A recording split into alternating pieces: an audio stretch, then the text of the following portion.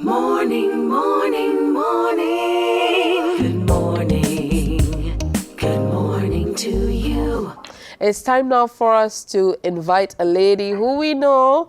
I wasn't sure she was going to be able to make it this morning after such an exciting and action-packed weekend. I'm talking of none other than Dr. Denise Charles, who is an author, a life coach, a relationship coach, and she most certainly is our resident advice giver in the area of everything relationships.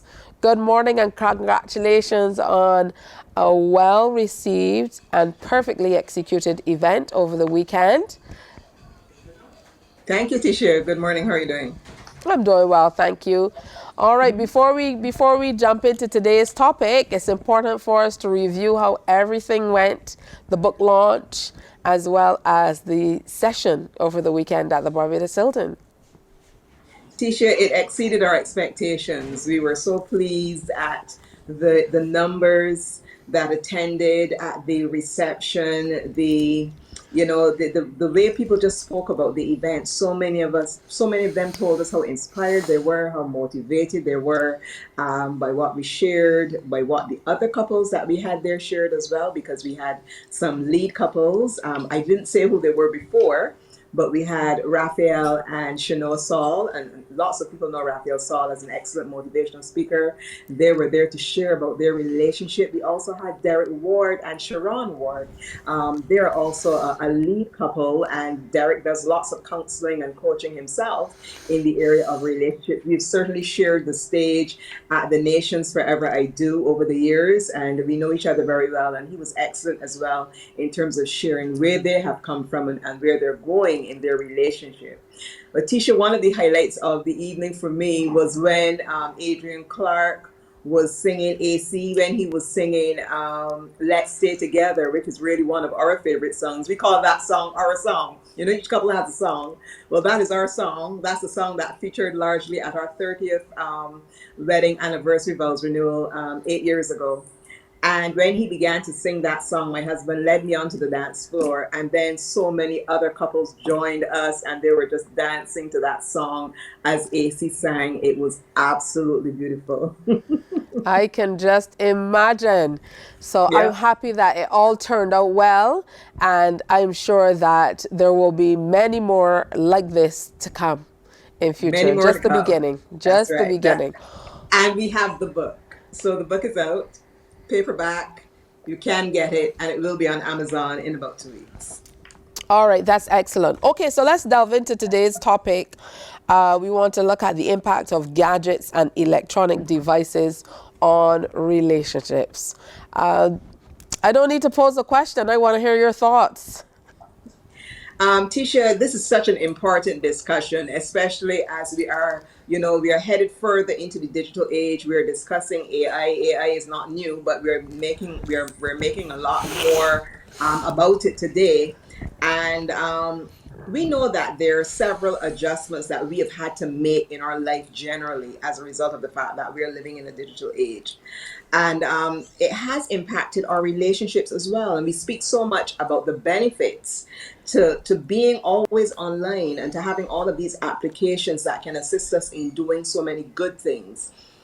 The same with AI, there's the good and there's the bad, or there are the things that we need to watch. Well, when it comes to the devices, we mustn't demonize the devices, okay? A phone, an iPad, or a tablet, or a computer, these things don't get up and just do by themselves.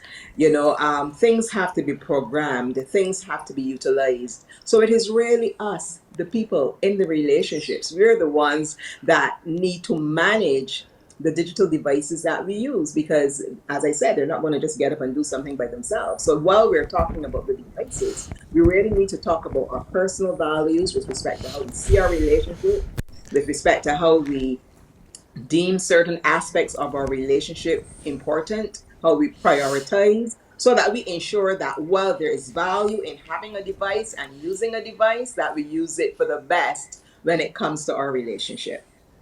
But what are some of the challenges that we're seeing arising out of, I would say, excessive use of these devices, because the challenge doesn't come if you use it in moderation.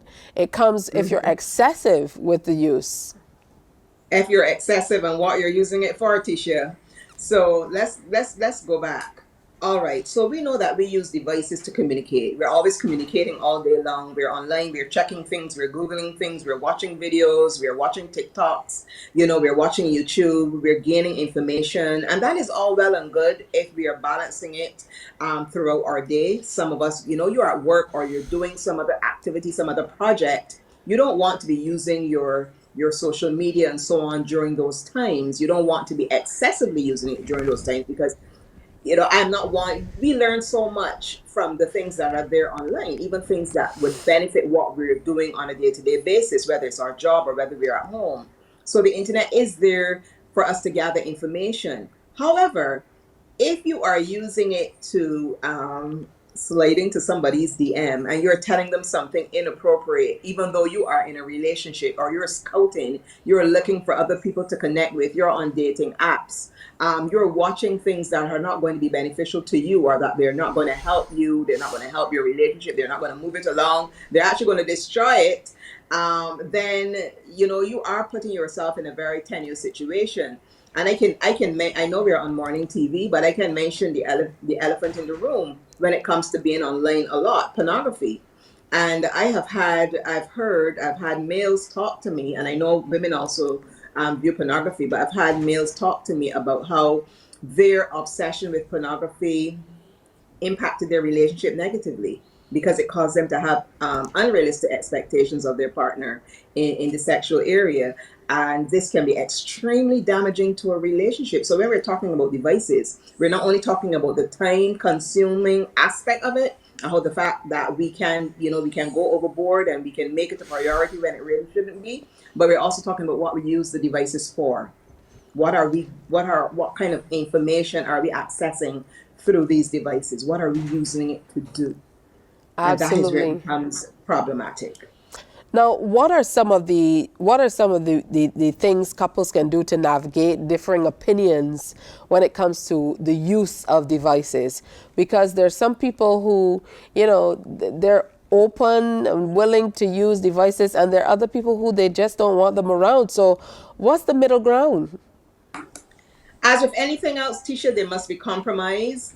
And you have to set relationship boundaries. In the same way we set relationship boundaries with face-to-face interactions, we have to set relationship boundaries with the use of a device.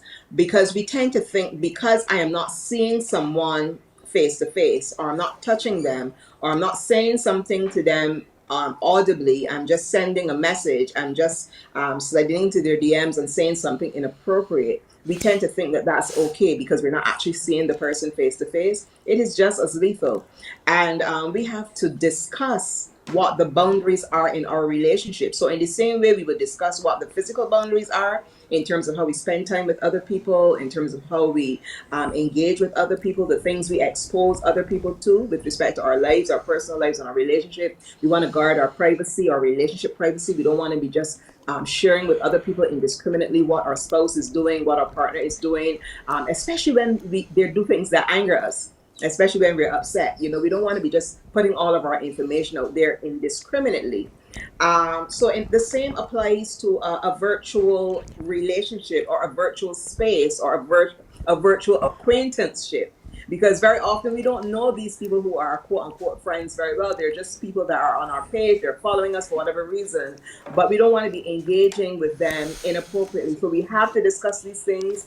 If there have been any instances where this was done in the relationship and one of you has been hurt, then you want to have a discussion, a frank and open discussion about what you didn't like about the interaction, about what was done, about what was said.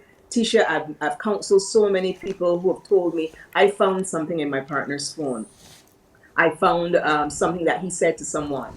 I found something that she said to someone that was inappropriate. It was sexual in nature. They were flirting with someone else, and I didn't appreciate it. And what it does, it imbues the relationship with a sense of distrust. You're not going to trust your partner anymore because you're thinking, she's living some other type of private life. He's living some other type of private life that I'm not a part of. And you don't know if they're just doing this thing on the phone or if they're meeting up.